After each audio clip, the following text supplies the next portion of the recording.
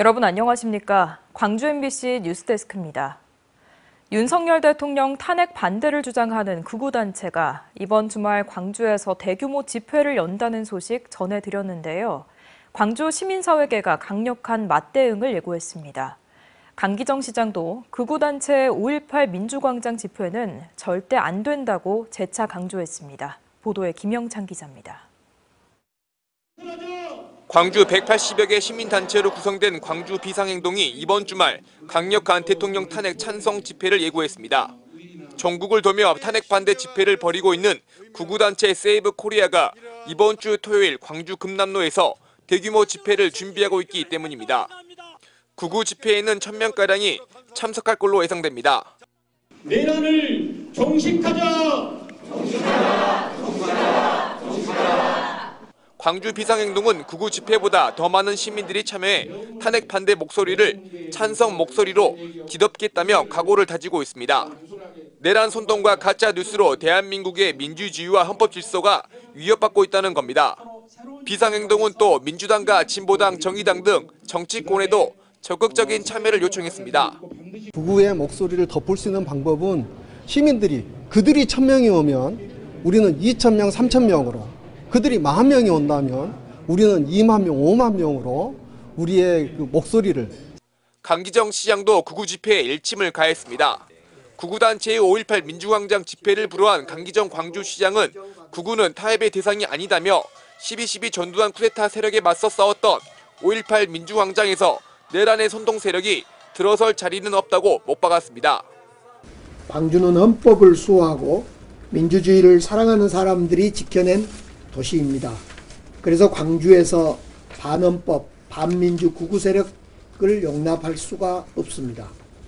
강 시장은 그러면서 극우의 광주 집회는 12.3 계엄 선포로 트라우마를 겪고 있는 5월 유족에게 2, 3차 가해를 하는 것이라고 덧붙였습니다. 탄핵 찬반 집회로 인한 충돌 우려 속에 광주경찰청은 전 기동대를 배치하는 등 물리적 충돌을 최소화하겠다고 밝혔습니다. MBC 뉴스 김영창입니다. 이재명 더불어민주당 대표가 계엄 발표 후 광주가 가장 먼저 떠올랐다며 특히 죽기를 각오하고 선무방송을 했던 여성 시민군들이 머릿속을 스쳤다고 복귀했습니다. 이 대표는 오늘 유튜브 채널 김어준의 뉴스공장에 출연해 계엄 당일 국회로 모여달라는 SNS 라이브 방송을 한 배경을 묻는 질문에 불법 계엄을 막을 수 있는 유일한 힘은 국민, 대중으로부터 나온다고 믿었기 때문이라고 설명했습니다. 이재명 대표는 그러면서 과거의 광주가 현재를 돕고 있고 1980년 5월 그 현장에서 죽은 자들이 정확히 오늘의 산자를 구하고 있다고 말했습니다. 여수 하백도 인근 해상에서 대형 어선이 침몰한 지 오늘로 사흘째입니다. 아직 가족품으로 돌아오지 못한 실종자는 5명인데요. 추가 구조 소식이 들리지 않으면서 실종자 가족은 애를 태우고 있습니다. 유민호 기자입니다. 출항을 기다리는 해경 경비정. 제22호 서경호 실종자 가족이 줄지어 탑승합니다. 경적을 울리고 항구를 떠납니다. 2시간 넘게 파도를 갈라야 여수 하백도 인근 배가 침몰한 구역에 닿을 수 있습니다. 수색 현장을 둘러보고 싶다는 실종자 가족의 요청에 따라 여수해경은 경비정을 띄웠습니다. 아직 돌아오지 못한 실종자는 모두 5명입니다. 가족들은 대기 공간에 모여 애타게 구조 소식을 기다립니다. 하지만 사고 당일 저녁 물속에서 발견된 선원 1명을 끝으로 추가 소식이 들리지 않아 속이 탑니다. 배 안에 있을 것 같은데 수색 감독도 못 해보고 그 안에서 있을 것 같은데 거기 하루를 빨리 좀 더 안 상했을 때 데리고 와서 보고 싶은데 그걸 못. 가족들은 해경이 수중 무인 탐지기, ROV를 통한 형식적인 수색 작업에 그치고 있다며 민간 잠수부 투입 등 적극적인 대책 마련을 주문했습니다. 또 정보를 투명하게 공개하고 마지막 1명이 구조될 때까지 소통을 강화해달라고 촉구했습니다. 지금 상황에서 ROV 장비가 계속 돌아가면 그 주변만 탐색하면 의미가 없다고 생각을 합니다. 지금 상태에서는. 이제 ROV가 아니다. 잠수부 투입이 시급하다 해서. 해경은 잠수부 투입은 80m에 달하는 수심과 기상 전망 등을 고려했을 때 당장 어렵다는 입장입니다. 그러면서 가족 요청을 반영해 수색 작업 방향을 논의 중이라고 밝혔습니다. 해경은 현재 함선 39척과 항공기 6대 등을 동원해 사고 해역 주변을 집중 수색하고 있습니다. MBC 뉴스 유민호입니다. 5.18 진상규명조사위원회 4년간의 결과물이 공중분해될 위기에 놓여 있다는 보도 전해드리고 있는데요. 이런 일 그동안 비일비재했습니다. 5.18 조사위처럼 사건의 진상규명과 재발 방지를 위해 꾸려진 특별조사위원회가 정부에게 제시하는 권고안이 흐지부지되는 경우가 적지 않은 상황입니다. 임지은 기자가 취재했습니다. 최대 4년 한시적으로 활동하도록 규정됐던 5.18 진상규명조사위원회. 이처럼 특별법에 따라 꾸려진 조사기구들의 최종 목적은 진상규명만이 아닙니다. 진실이 확인됐다면 그에 맞는 명예회복과 보상도 이어져야 합니다. 따라서 각각의 조사위들은 그간의 조사 내용을 바탕으로 정부에 권고안을 전달하고 있습니다. 과거사는 정부가 이어받아야 하는 평생 숙제임을 제시하는 셈입니다. 4.16 세월호 참사 등을 조사했던 사회적 참사 특별조사위원회와 삼천교육대 사건 등을 조사했던 진실 화해를 위한 과거사 정리위원회도 필요한 조치들을 각 부처에 권고하는 것으로 활동을 마무리 지었습니다. 먼저 세월호 참사와 피해자 사찰 등 그 이후 행위로 인한 국민 희생과 피해, 권리 침해에 대한 국가의 책임 인정과 공식적 사과를 권고하기로 하였습니다. 정부는 제대로 이행하고 있었을까? 사회적 참사위원회가 세월호 참사에 대해 정부에 제시한 권고는 모두 12건.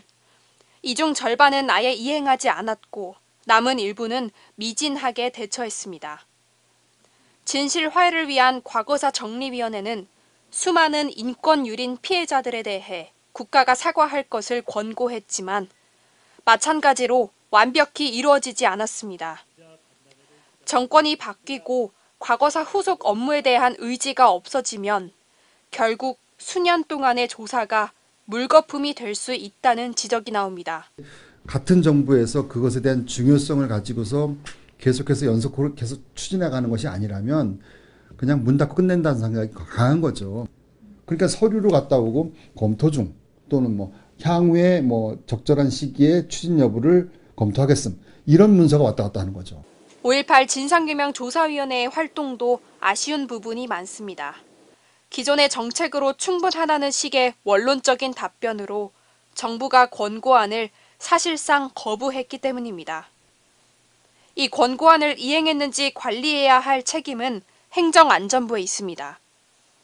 4년 동안의 5.18 진상규명 작업이 흐지부지 되지 않으려면 권고안에 대한 정부 차원의 철저한 이행 여부 감독, 그리고 이 권고안이 현장에서 실질적으로 잘 적용되고 있는지에 대한 지역사회의 꾸준한 관심도 함께 필요합니다. MBC 뉴스 임지은입니다. 매년 겨울철만 되면 전국의 스포츠팀들은 상대적으로 따뜻한 남해안으로 전지훈련을 떠납니다. 이러한 상황에 전국의 지자체는 지역경제 활성화를 위해 스포츠팀 유치에 사활을 걸고 있는데요. 하지만 여수 지역의 경우 경기장 시설이 기준에 미치지 못해 전지훈련팀의 원성을 사고 있습니다. 최황지 기자입니다. 여수 유일의 천연잔디구장에서 시흥 시민축구단 선수들이 몸을 풀고 있습니다. 선수단은 여수를 방문해 처음 훈련했던 전남대 국동 캠퍼스 구장에서 이곳으로 서둘러 장소를 옮겼습니다. 국동 캠퍼스 구장이 인조잔디인데다 외곽 울타리가 없어 안전을 우려한 시민들의 민원이 자주 제기됐기 때문입니다. 주변에 돌아다니는 사람들이 많으시니까 그거 공 맞을 수도 있는데 다 저희가 나가가지고 볼 맞고 하니까. 이처럼 여수를 찾는 전지훈련팀들은 미흡한 전지훈련 시설에 아쉬움을 토로합니다. 겨울철 온화한 날씨와 풍부한 숙박시설에 비해 훈련시설은 이를 따라오지 못한다는 겁니다. 경기장이 많지 않다. 이제 하나만 있으면 국한되니까 이제 한 팀이 오면 그 다른 팀이 또 좀 쓰기가 쉽지 않고 그런 상황이 좀 있는 것 같습니다. 경기장 수만 부족한 게 아닙니다. 전지훈련을 위해 만든 또 다른 경기장은 바닥이 딱딱한 콘크리트이다 보니 훈련을 하기에는 무리가 따릅니다. 다른 야구장은 푹신푹신하고 되게 슬라이딩해도 안 아픈 느낌이 있는데 야구장은 약간 바닥이 딱딱하고 저기 레프트 쪽에 좀 파여있고 땅이. 그나마 훈련 중인 경기장 곳곳에선 집안 치마까지 발생하면서 운동장 바닥면은 심하게 울퉁불퉁합니다. 집안 침식으로 땅이 움푹 들어가면서 보시다시피 골대까지 한쪽으로 기울었습니다. 여수시는 선수단을 유치하려고 각종 인센티브를 내걸고 있지만 정작 제대로 된 경기장 확충이나 유지관리 면에선 아쉬움이 많다는 목소리가 높습니다. 프로팀도 여수를 3개 팀, 4개 팀이 겨울에 동계훈련을 내려오는 그런 실정인데 대회 하나를 치를 수 없는 운동장이 없다는 거. 적어도 수십 명에 이르는 겨울철 전지훈련팀이 여수에 머무는 기간은 짧게는 일주일에서 최대 한 달. 체류 기간, 숙식을 포함해 지역 경제 활성화에는 큰 도움이 되고 있는 만큼 이들이 만족하고 다시 찾을 수 있도록 경기장 시설 전반에 대한 보다 내실 있는 점검이 필요해 보입니다. MBC 뉴스 최양지입니다.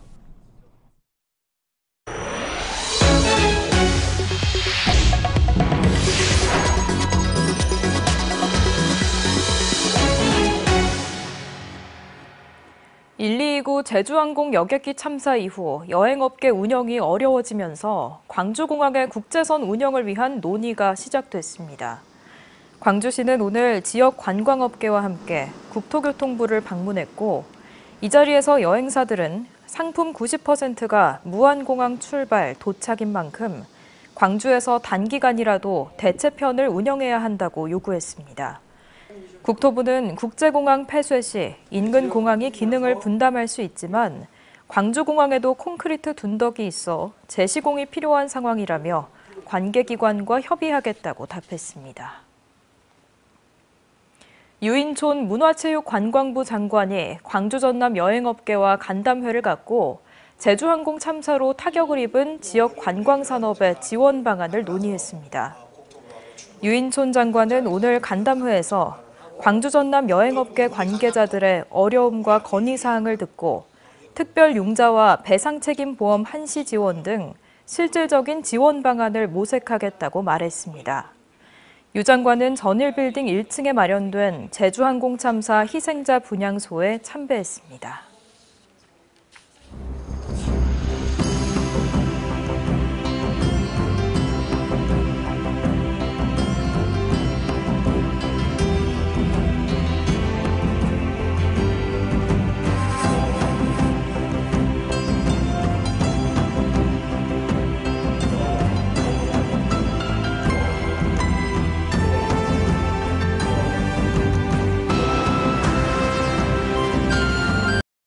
언제 어디서나 내 손 안의 뉴스. 광주 MBC 뉴스 유튜브 구독으로 함께하세요.